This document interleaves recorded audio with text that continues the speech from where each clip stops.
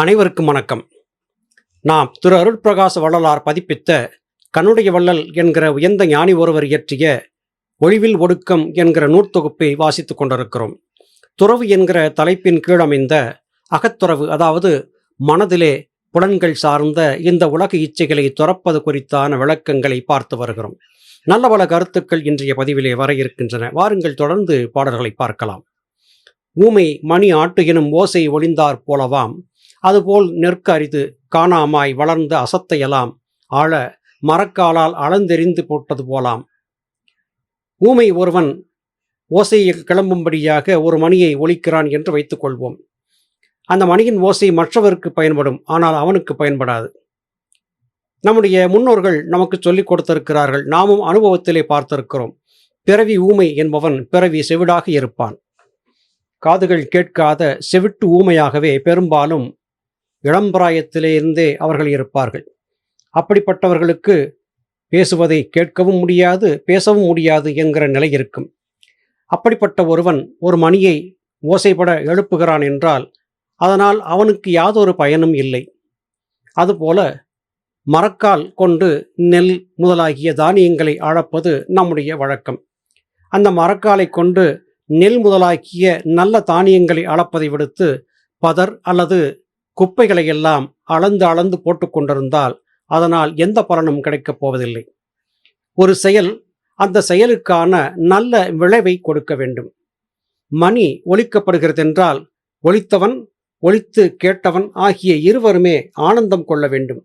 ஒருவருக்கு ஆனந்தத்தையும் மற்றவருக்கு துன்பத்தையும் தரக்கூடிய ஒரு செயல் நிச்சயம் பலகீனமான பயனையே கொடுக்கும். இங்கே 2 உதாரணங்கள் சொல்லப்படுகின்றன. கேட்கவும் பேசவும் முடியாத ஒருவன் ஒலிக்கக்கூடிய மணி ஓசை பயனற்று போகும். அதுபோல மரக்கால் கொண்டு நல்ல தானியங்களை அளப்பதை விடுத்து குப்பையை அளந்து கொண்டிருந்தால் அந்த மரக்காலுக்கும் கூட மதிப்பில்லாமல் போய்விடும். இந்த கருத்துக்கள் இங்கே சொல்லப்படுகின்றன. இதன் அடிப்படை புரிதல் பொருள் யாதென்றால், நாம் செய்யக்கூடிய எந்த ஒரு காரியமாக இருந்தாலும் நமக்கும் நம்மை கொண்டு மற்றவர்களுக்கும் நல்ல பலனை கொடுக்க வேண்டும். அதை விடுத்து எவருக்கும் பயன்படாத காரியங்களை செய்வதால் என்ன ஏற்பட்டுவிடப் போகிறது என்று கேட்கிறார். நாம் வாழும் இந்த வாழ்க்கை நமக்கும் நம்மை சார்ந்திருப்பவர்களுக்கும் நலம் பயக்கக்கூடியதாக இருக்க வேண்டும் என்பதே கண்ணுடைய வள்ளல் இத்திருப்பாடல் வாயிலாக நமக்கு சொல்லக்கூடிய கூற்றாக இருக்கிறது. தனு ஆதி 4னுக்கும் சார்பு அழிந்து சற்றும் நினையாது இளைப்பாரி நின்றால் மனையாமோ காந்த கடத்து ஊசி காற்று தீபம் என ஆம் தத்துவங்கள் அயலாம். தனு ஆதி 4னுக்கும் மனம், புத்தி, சித்தம், அகங்காரம் என்று அழைக்கப்பட்ட இந்த 4னுக்கும் அடிப்படையாக இருப்பது என்னவோ ஜீவசக்தியாய வாயுதான். இந்த ஜீவசக்தியாய வாயு என்பது புருவ மத்தியத்திலே வந்து 4ஆக பிரிகிறது. மனம், புத்தி, சித்தம், அகங்காரம் என்கிற 4ஆக பிரிகிறது. அது அப்படி பிரியாமல் ஜீவசக்தியாய வாயுவாகவே இருந்துவிட்டால் அது ஜீவனை பிரிவதும் இல்லை, ஜீவனை நீங்குவதும் இல்லை. அது கீழே இறங்கி சலிக்கும் போதுதான் புலன்கள் வழியாக இந்த உலகோடு இணைத்து நம்மை சரியான பாதைக்கு செல்ல விடாமல் அலைக்கழிக்கிறது. அதுபோல நாம் வாழ்ந்து கொண்டிருக்கக்கூடிய இந்த உலக வாழ்க்கையிலே காற்றடிக்கக்கூடிய இடத்திலே ஏற்றி வைத்த தீபம் எப்போதும் எரியப் போவதில்லை. காரணம், காற்றின் வீச்சு காரணமாக அந்த தீபம் அணைந்து போகும். அதுபோல திசை காட்டும் கருவி என்கிற ஒரு கருவியை நாம் பயன்படுத்துகிறோம். அந்த கருவியின் முள் எப்போதும் வடக்கு திசையை காட்டிக் கொண்டிருக்கும். அந்த கருவியை ஓரிடத்திலே ஆடாமல் அசையாமல் வைத்திருந்தால் அது திசையை காட்டும். அதை விடுத்து அந்த கருவியை கையிலே பிடித்து அப்படியும் இப்படியுமாக ஆட்டிக்கொண்டே இருந்தால் அந்த கருவி திசையை காட்டுவதற்கு மாறாக தாறுமாறாக சுழன்று கொண்டே இருக்குமே அல்லாது வேறு எதற்கும் பயன்படாது. காந்த ஊசி கொண்ட அந்த திசை காட்டும் கருவி ஆடாமல் அசையாமல் பிடிக்கப்படும் போதுதான் துல்லியமான திசையை காட்டும். அதுபோல மனதிலே எழக்கூடிய எண்ண அலைகள் அதிகமாக தொடர்ந்து ஏற்பட்டு கொண்டே இருந்தால் நிச்சயமாக நம்மால் சரியான பாதையை கண்டறிந்து பயணிக்க முடியாது. காந்த ஊசி சரியாக வடக்கு திசையை காட்டிவிட்டால் நாம் செல்ல வேண்டிய திசையை கண்டறிந்து நாம் பயணித்து விட முடியும். அதுபோல மனம் ஆடாமல் அசையாமல் புருவ மத்தியத்திலே நின்றுவிட்டால் அப்போது ஆன்மாவை சென்று சேருவதற்கான பாதை நமக்கு துல்லியமாக தெரியும். இங்கே காந்த ஊசியை கொண்டு திசையை கண்டுபிடித்து பூமியிலே பயணிப்பதைப் போல மனதை ஆடாமல் அசையாமல் நிறுத்தி ஜீவனை நோக்கியதான கூர்மையான திசை காட்டும் கருவியின் முள்ளைப் போல மனதின் ஓட்டத்தை மாற்றியமைக்க வேண்டும். அப்பொழுது மாத்திரமே இந்த புண்ணிய பூமியிலே பிறந்ததற்கான தத்துவங்களுக்கான விசாரணைக்கு சரியான விளக்கம் கிடைக்கும் என்பதே கருத்தாகும். நாய் அலகை நெய் விரும்பி நக்குவது நஞ்சிட்ட பாயசமும் மெய்ப்பரிசம் பாவை மிகச் சாயா நீர் வேட்கை அசுனம் இவம் வீட்டில் மீன் வண்டு இவையின் சாட்சியைக் கண்டார் துறவாதார். ஒரு நாய் ஒரு அம்பு அல்லது கூர்மையான வேலின் நுனியிலே தடை வைக்கப்பட்டிருந்த நெய்யை ஆசையோடு நக்குகிறது. வேலின் கூர்மை காரணமாக நாயின் நாக்கு கிழிந்து குருதி சொட்டுகிறது. அந்த வேலிலே இருந்துதான் நெய்யோடு கலந்து குருதியும் வருகிறது என்ற ஆசையாக அந்த நாய் திரும்ப திரும்ப அந்த கூர்மையான வேலின் நுனியை நக்கி நக்கி இறுதியில் மாண்டே போய்விடும். இப்படித்தான் மனித வாழ்க்கையிலே அற்ப உலக மாயை, அற்ப உலக இச்சைக்கு ஆசை கொண்டு திரும்ப திரும்ப தவறுகளை செய்து நாம் பல விதமான கர்ம வினைகளை சம்பாதித்து கொண்டே இருக்கிறோம். பாயசம் சுவையான ஒன்று. அது விருந்துகளிலே பரிமாறப்படுவது வழக்கம். சுவையான பாயாசமாக இருந்து அதிலே நஞ்சு கலக்கப்பட்டு விட்டால் அந்த பாயாசத்தை சுவைத்து அருந்தினாலும் கூட மரணம் என்னவோ நிச்சயம்தான். எனவே எந்த ஒன்று கொடுக்கப்படுகிறதோ அந்த ஒன்று தூய்மையானதாக இருக்கிறதா என்பதை கண்டறிய வேண்டியது அவசியம்.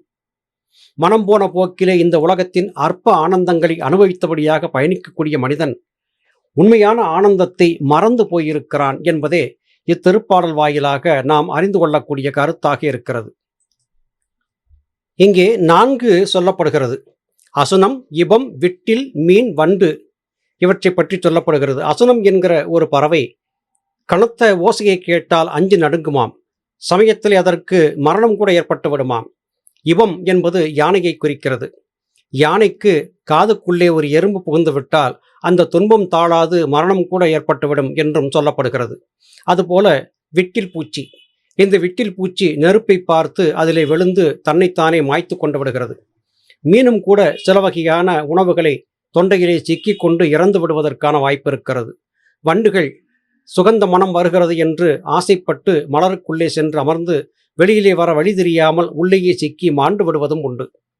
இங்கே சொல்லப்பட்ட இந்த கருத்துக்கள் எல்லாம் புலன்கள் சார்ந்த உலக இச்சைக்கு ஆசைப்பட்டு மனிதர்கள் அசுனப்பறவையைப் போல, யானையைப் போல, விட்டில் பூச்சியைப் போல, மீனைப் போல, வண்டைப் போல தன்னுடைய வாழ்க்கையை இழந்து கொண்டிருக்கிறார்கள் என்பது கருத்து. உண்மையான அன்பு இருக்கக்கூடிய மகளிடத்திலே, பெண்களிடத்திலே பழகுவது நல்லது. அவர்கள் தாய், சகோதரி, மனைவி என்கிற உறவுகளை கொண்டவர்கள். ஆனால் வார்த்தையிலே இனிப்பையும் மனத்திலே நஞ்சையும் கொண்டிருக்கக்கூடிய பெண்கள் இந்த சமுதாயத்திற்கு கேடாகவே மாறி அமைகிறார்கள். இதை பற்றித்தான் இங்கே தன்னுடைய வருத்தத்தை பதிவு செய்கிறார் கண்ணுடைய வள்ளல். இனிப்பான பாயசமாக இருந்தாலும் கூட அதில் நஞ்சை கலந்து ஒருத்தி கொடுத்தாள், ஒரு பெண் கொடுத்தாள் என்றால் அதை வாங்கி உட்கொள்பவர் நிச்சயமாக மரணத்தைத்தான் சந்திப்பார். எனவே இந்த உலக வாழ்க்கை மாயையிலே சரியது தவறியது என்பதை புரிந்து நிதானித்து பயணியுங்கள் என்று கண்ணுடைய வள்ளல் எச்சரிக்கிறார். இடும்பைக்கே கொள்கலமாய் 7 நரகுக்கும் ஈடாம் குடும்பத்தை குற்றம் மறைக்கின் நடுங்காரோ ஐவருக்கு ஒருவன் அறுதொழிலை செய்தலாம் மெய்யை பொய்யாக்கிவிடும். ஐவர் என்று சொல்லப்பட்டது 5 புலன்களை. பார்த்தல், கேட்டல், நுகர்தல், சுவைத்தல், அறிதல் என்கிற 5 காரியங்களை செய்வதற்கு பயன்படக்கூடிய 5 புலன்கள். இந்த 5 புலன்கள் வழியாக நாம் என்ன செய்ய வேண்டும் என்பதற்கான நிதானத்தை பெற்றிருக்க வேண்டும். கண்களால் நல்லவற்றை காண வேண்டும், காதுகளால் நல்லவற்றை கேட்க வேண்டும், நாசியால் நல்ல சுகந்தத்தை நுகர வேண்டும், நாவினால் நல்ல சுவையான உணவை ருசிக்க வேண்டும், நல்லவற்றை பேச வேண்டும், சருமத்தை கொண்டு நல்ல காரியங்களை செய்ய வேண்டும். இப்படி நம்முடைய உடலை கொண்டு இந்த உலக வாழ்க்கையிலே தர்மம் மிகாதபடியான காரியங்களை செய்ய வேண்டும். தர்மத்திற்கு புறம்பான காரியங்களிலே ஈடுபடக்கூடாது. தவறு செய்யக்கூடியவர்கள் தாங்கள் செய்யக்கூடிய தவறுகளுக்கு ஏதாவது ஒரு சப்பைக்கட்டை சொல்லி அதிலிருந்து தங்களை காப்பாற்றிக் கொள்ள முற்படுவார்கள். அப்படிப்பட்டவர்கள் 7 நரகுக்கும் மிகவும் கீழான நரகுக்கு சென்று சேருவார்கள் என்று கண்ணுடைய வள்ளல் இங்கே குறிப்பிடுகிறார். குடும்பத்திற்காகச் செய்தேன் என்று சொல்லிக்கொண்டே பலரும் பற்பல விதமான தவறுகளை செய்து கொண்டிருக்கிறார்கள். இது தகாது, இது செய்யக்கூடாது என்று கண்ணுடைய வள்ளல் எச்சரிக்கிறார். இந்த உலக வாழ்க்கையிலே உன்னுடைய 5 புலன்களை கொண்டு நீ செய்யக்கூடிய காரியங்கள் உனக்கோ மற்றவர்க்கோ எவ்விதமான தீம்பையும் தரக்கூடாது என்பதை கவனமாக புரிந்துகொள் என்று குறிப்பிடுகிறார். அருமை சகோதர சகோதரிகளே, இந்த உலக வாழ்க்கையிலே எது செய்ய வேண்டும் எது செய்யக்கூடாது என்பதை புரிந்து பயணித்தால் நம்முடைய வாழ்க்கை நமக்கு மட்டுமல்ல நம்மை சார்ந்தவர்களுக்கும் நலத்தை பயக்கும் என்பதே கனுடைய வள்ளலின் கூற்றாக இருக்கிறது. மீண்டும் அடுத்த பதிவிலே உங்களை சந்திக்கிறேன். அதுவரையிலும் நன்றி, வணக்கம்.